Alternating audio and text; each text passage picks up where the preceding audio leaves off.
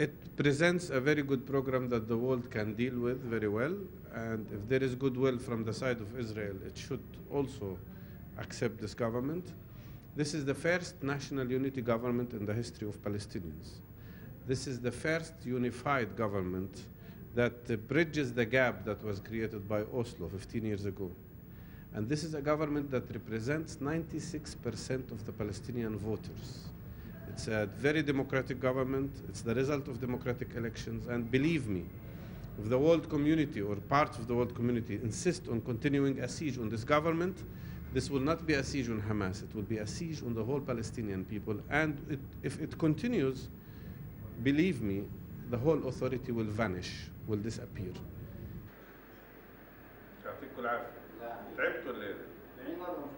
There was a pool of 15 names from which a Minister of Interior had to be chosen. And then there was the issue of the program. And both issues have been resolved tonight.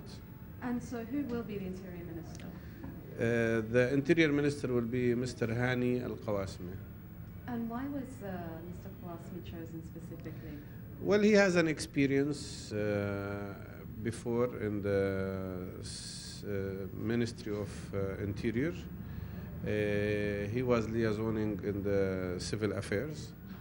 And I think both sides feel relaxed with him. And I think to some extent he is an independent personality, which we think will be helpful for the future government.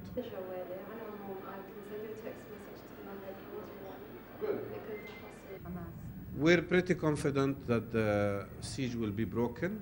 We're pretty confident that several countries of the world have already decided to deal with this government, like Norway, like Spain, like France, like Russia. So I think those who will try to advocate a continuation of the siege will have a very weak cause. This is a very reasonable government with a very reasonable program, and it will include a lot of personalities that the world know very well, that these are people who are peacemakers, who insist on Palestinian rights and on our right to be free from occupation and independence. But we are the ones, this is the leadership that can make a future of peace and a future of stability based on the freedom of the Palestinian people.